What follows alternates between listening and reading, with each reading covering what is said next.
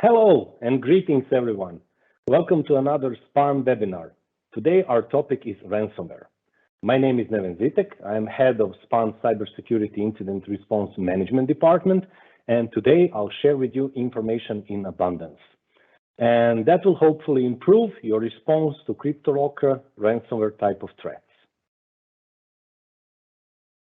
In today's webinar, first we'll investigate the anatomy of the ransomware attack. What is it? How does it start? How and when does it detonate? Then we'll discuss how to prevent, detect, contain ransomware attacks. Which security solutions will increase your cyber threats resilience? And how can security experts help you mitigate cyber threats, including ransomware? And as a final chapter, we'll talk a little bit about how can identity management and zero trust concepts help you build back safer IT environment and protect you from the ransomware. So without any further ado, let's begin. Let's begin with an answer to a question. What is ransomware? What is it actually? Well, to put it bluntly, it's a malicious, criminal cyber attack in which attackers take your data away from you. And then they demand ransom, usually in form of cryptocurrencies, if you want, of course, your data back. When it happens, organizations are facing tough choice. Should they contact the attacker and pay the price, or keep quiet and try to restore the data and the services? Later on, we'll talk about this a little bit more in detail. Another devastating fact about ransomware is that it's usually preceded by data exfiltration, meaning that the attackers have another leverage against you, and they use it to extort the money from you. And ransomware may not be only about encrypting your data. There are other forms of attacks as well, most notably distributed denial of service, data breach, data exfiltration, and of course, there is a threat of public release of that data. All of that is considered to be ransomware. So, please keep in mind that ransomware is different from other forms of malware because it causes immediate business impact. Once you are hit by a ransomware, you have very little time to react, to mitigate adverse effects, and to restore the service. And of course, to put things back into the operation. And in that time, you also have to establish communication to the business partners, customers, vendors, and in some cases, you even have to go public through public relations channels as well. That is why it's extremely important to be prepared for the ransomware so you can accomplish all of these goals within given time constraints. To extend a little bit on this topic, what are the typical threat actors, or what are the most notable threat actors? Well, within the cyberspace, there are some very notable threat actors. In 2021, REvil was responsible for almost 25% of all ransomware attacks. Conti made double extortion mainstream, and DarkSide was responsible for infamous Colonial Pipeline incident. For us, as a part of the incident response management, it is important to understand the threat actors, their techniques, their tactics, their procedures, because all of this helps with incident analysis and helps a lot later with restoration efforts. If we know which threat actor is behind which ransomware, then we can adjust our defensive techniques against that specific group, and we can check for the familiar indicators of compromise in order to speed up our restoration efforts. Fake ransomware is also a thing. This has been noticed during this war in the Ukraine, where the threat actors use ransomware and the CryptoLocker specifically to launch devastating attacks against organizations. They mask the attack as a CryptoLocker ransomware, but software isn't actually saving any encryption keys or sending them to the command and control servers. Their goal was only to disrupt business operations. And if you decide to pay the ransom, well, it's some money well wasted. So, what is the typical anatomy of the ransomware attack? To prepare better, to prepare our defense from the ransomware attacks, we need to understand how ransomware threat actors operate. So let's dive into a typical ransomware timeline. It all starts with the distribution technique. Distribution technique can be anything. It can be email, social network, ad banner, application software downloaded from the internet, or any other. So the only purpose of initial infestation is to get the foothold onto your computer, to contact command and control server, and then after that to start whatever that malware is designed to do. After it contacts the command and control server, it downloads the actual payload. It downloads the malware part. This step is now more complex because after the attackers establish a foothold on your device, they disable security mechanisms to enable persistence. And this is usually accompanied with the network and file share enumeration, environment probing, and the lateral movement activities.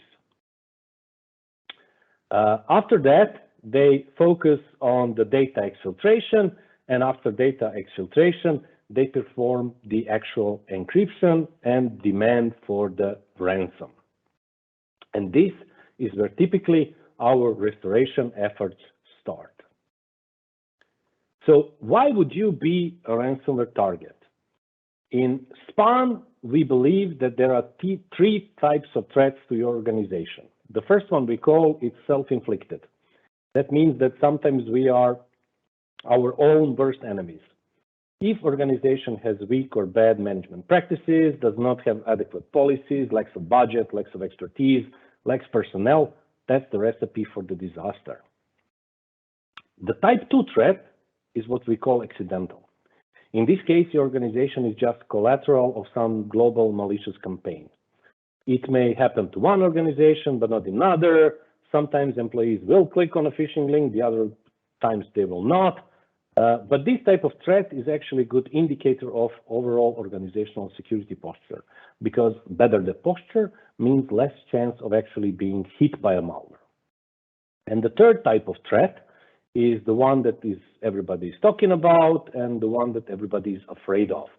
This is where you will be direct target of a malware attack.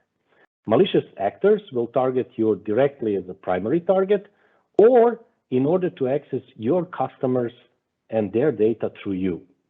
So that would be a typical supply chain attack.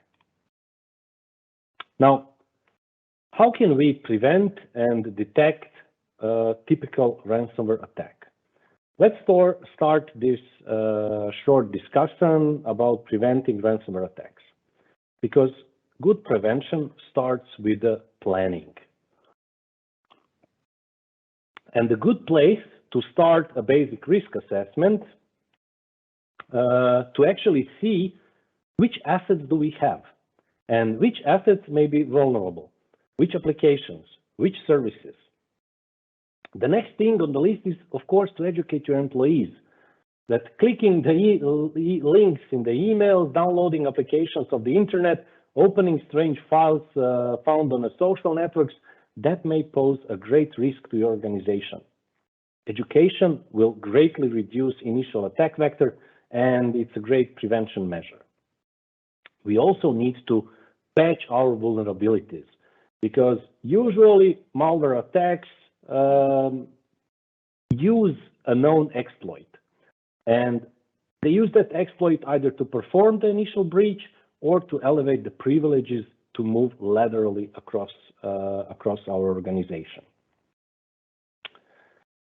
We also need to make it harder for them to spread. That means having a checkpoint and a choke points, and those points should be heavily monitored. From those points, we can see what is going on, what is moving across our network. Having visibility to our systems is crucial.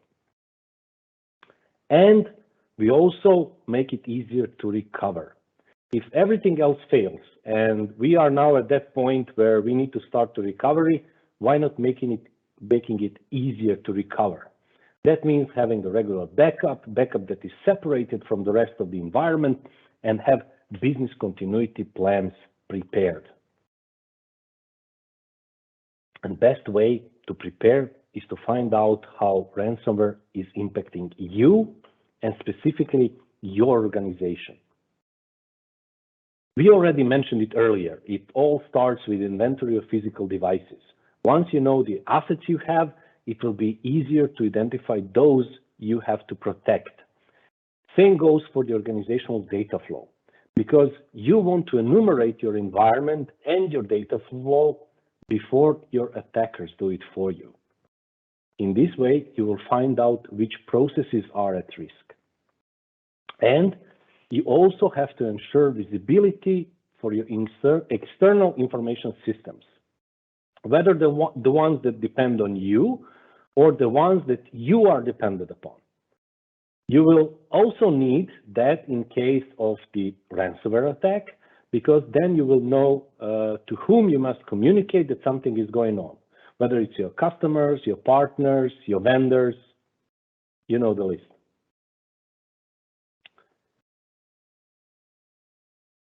When we talk about detection, let's look into the typical three-phase cybersecurity incident lifecycle. We have pre-incident phase, incident phase, and the post-incident phase. So when the incident occurs, there is usually some delay between that point and the time of detection.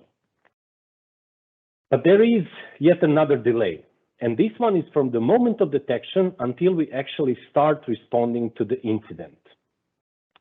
For this phase of effort, we should be able to shorten that delay as much as possible, or we like to say we should be able to shift left. And the good malware detection software like EDR, XDR will provide both visibility and detection and reaction capabilities. Usually after the malware is detected, and part of the reaction is to block access to untrusted web and internet resources, with potential to block that command and control communication between infested endpoint and the attacker's network.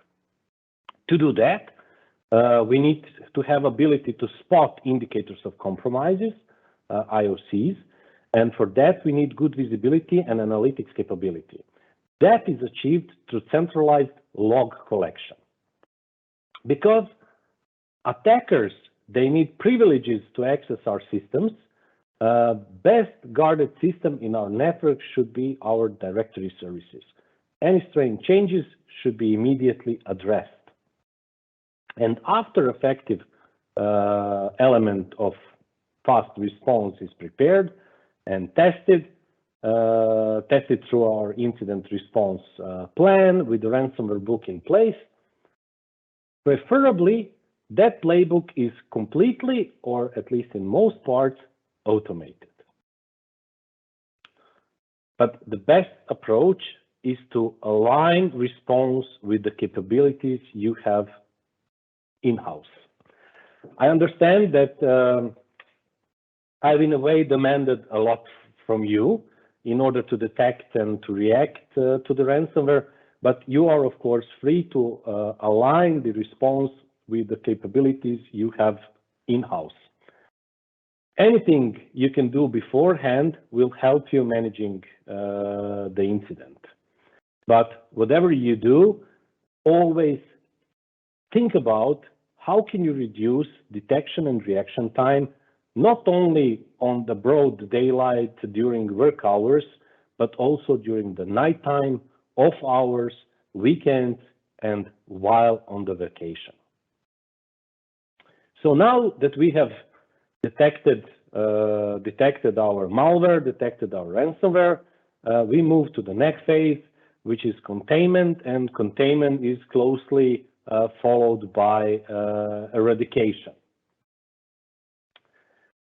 While containing the spread of the malware, you are effectively containing your own servers, services, or the clients at the same time from the rest of your network. So good response plan will have in advance definition for that, when and what can be contained, and who should be informed, who are the approvers, and the things like that. Also, during the containment and eradication, you will be in possession of good amount of IOCs, but think about sharing those IOCs. I'm well aware how far stretched is this request of mine, but providing those IOCs back into the community to enable others to perform system hardening, that's something I believe it can be beneficial for the community. Of course, you should always do it in line with your other corporate policies. Another important step in determining whether we are competing against one type of threat actor or another is computer forensics. It will hopefully provide you with more IOCs, but it will also help with the root cause analysis. One of the common containment / eradication techniques is reinstallation of the computer, reinstallation of the endpoint. But that destroys both IOCs and the evidence we need for the root cause analysis. Crucial step in the containment and eradication phase is to take over control of your identity management system, such as Active Directory.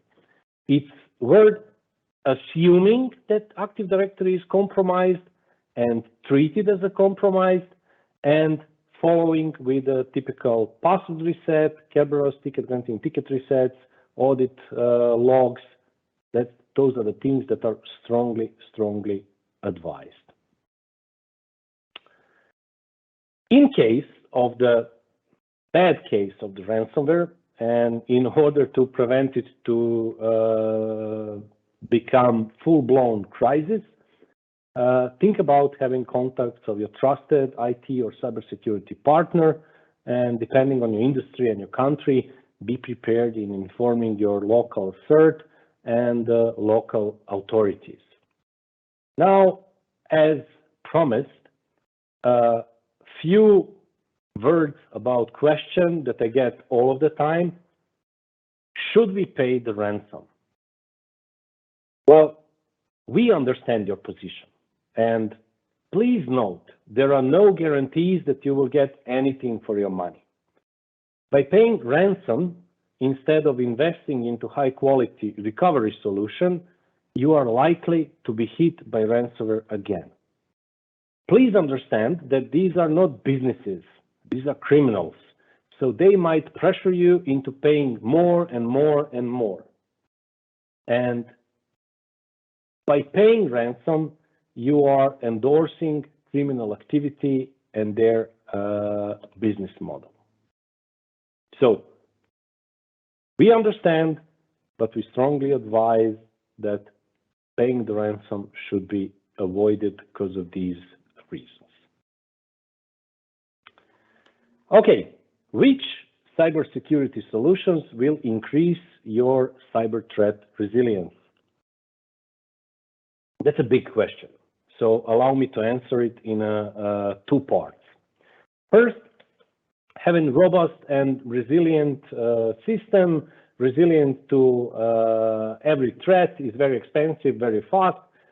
So risk management is a good start, but there is even easier task for you and for your organization if you are already following best practices in IT service management, meaning that services are well managed and aligned with the business services. You can also increase resilience of the business services by increasing redundancy.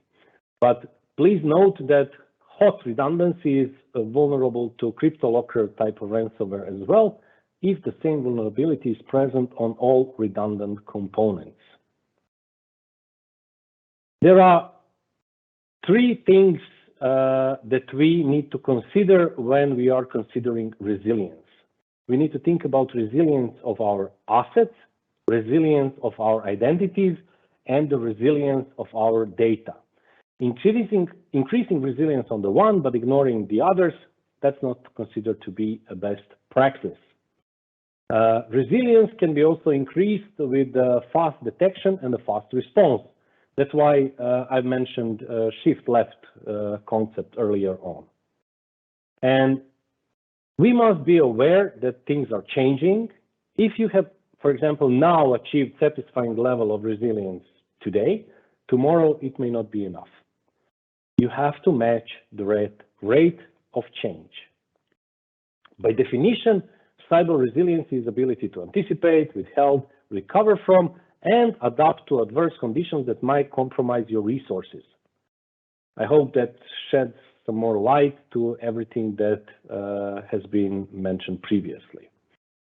Unfortunately, I also have some bad news. There is no single out-of-the-box solution that will allow you to set your resilience on desired level and forget it.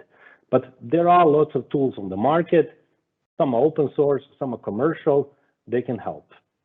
And yeah, don't forget about the magic people, processes, technologies triangle.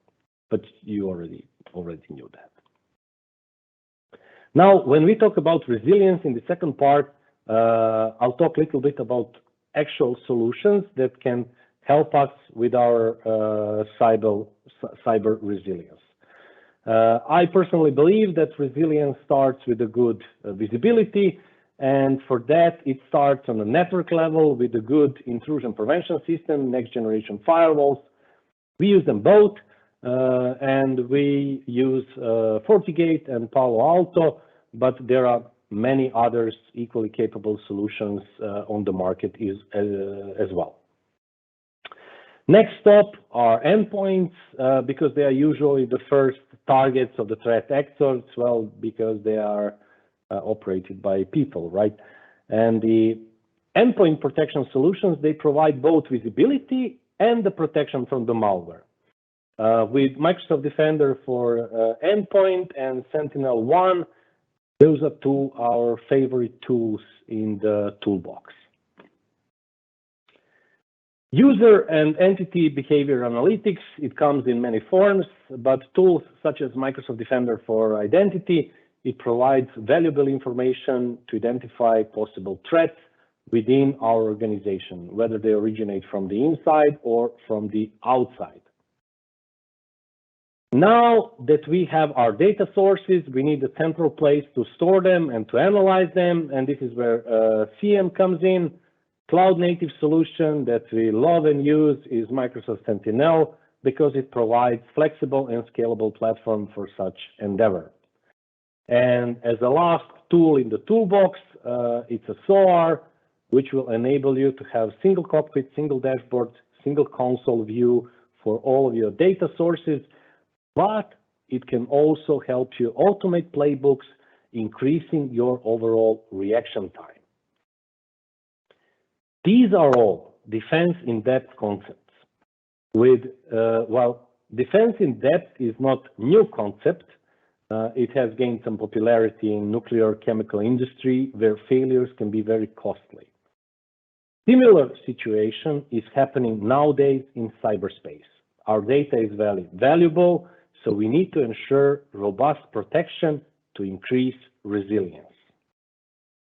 And in this chapter, I wanted to give you a bird's eye view. How would end-to-end protection look like in case of typical malware attack? So I have prepared one example.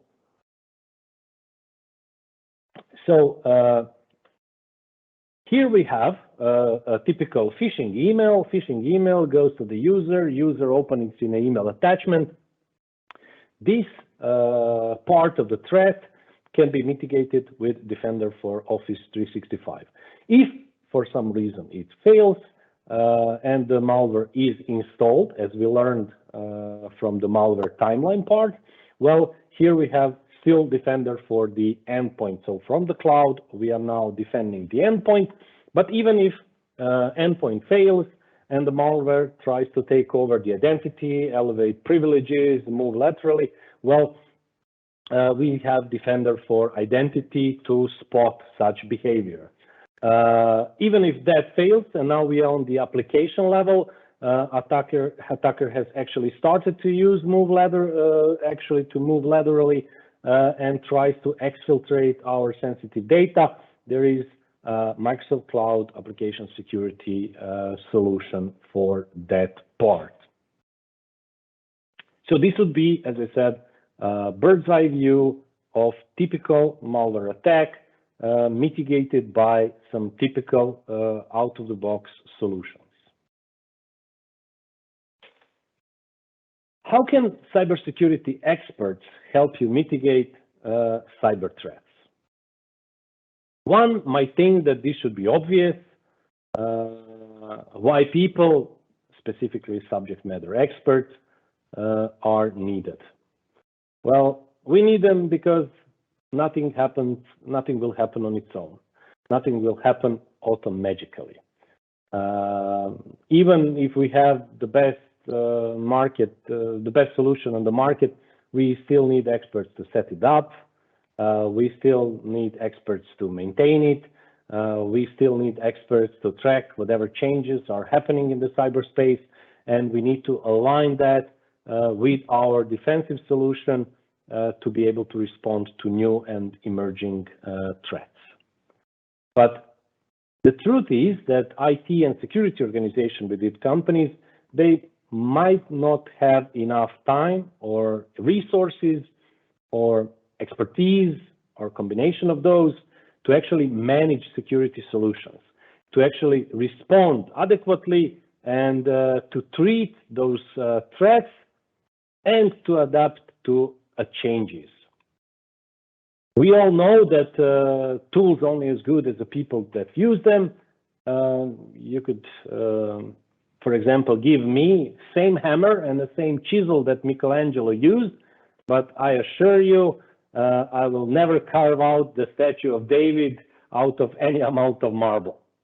So even if we automate our incident response, the more complex incidents and the more complex incident handling will require hands-on management. And don't forget, it's the people who drive the change, and the change to match our response to new and emerging threats is a must. We need to invest, of course, into people, because knowledgeable and passionate people, they are the driving force behind any process, any task, any job. And well, let's face it, the technology is expensive, but at the same time, it offers little added value. Increasing complexity requires more time invested into studies, into research, and into general know-how. But if we don't know how to do that, well, there is no value in the software itself. And that's why it's the job of a cybersecurity management, not only to provide technical solutions and response to the wild variety of threats, but also to ensure that well-trained, competent, motivated people, that they are the driving force behind the screen. And allow me a little personal note on this topic. I assume that for many of you, if not all, almost everything on this slide is redundant. There is absolutely nothing new or revolutionary on it, but I've seen a lot of organizations that struggle with their daily operation only because people factor was ignored, mismanaged, or otherwise lacked vision. So thank you for this little indulgence. Let's move to our next chapter, identity management and zero trust. In this chapter, I wanted to briefly show you how following other good practices or other good models, frameworks such as zero trust can complement efforts in combating malicious threats such as CryptoLocker malware. And as a reminder, there are three zero trust principles. Always verify, authenticate, and authorize access. Use least privilege access, and always assume breach. Therefore, investing in any or in all of them, it will increase the resilience, especially to the ransomware infection, especially to the exfiltration attempts, and to the lateral movement of the attackers as well. Don't forget that the identity is the new security perimeter, meaning that protecting the identity, you are protecting the organization in the same manner as you would by protecting the corporate network. Zero trust is evolving around identity protection. And we all know that threat actors always go for identity services, either to inflict maximum damage to the organization or to take over control, or both. Because ransomware usually needs identity credentials and privileges to enumerate, move laterally, exfiltrate, and encrypt the data. So, in order to adapt to new and emerging threats, we need new security model. And at SPAN, we believe that zero trust is a good response. If we assume that any request is potentially malicious or compromised, at one point we'll be right. And that's why we do it. And if we feed the signals generated into tools such as, I believe, conditional access, we can create choke points and control points for all bad requests.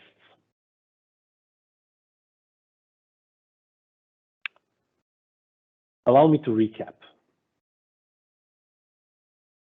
Ransomware hits hard.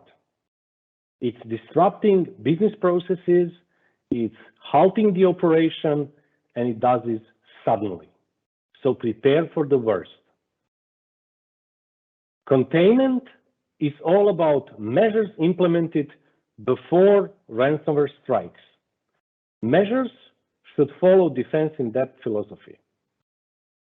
Nothing happens automagically.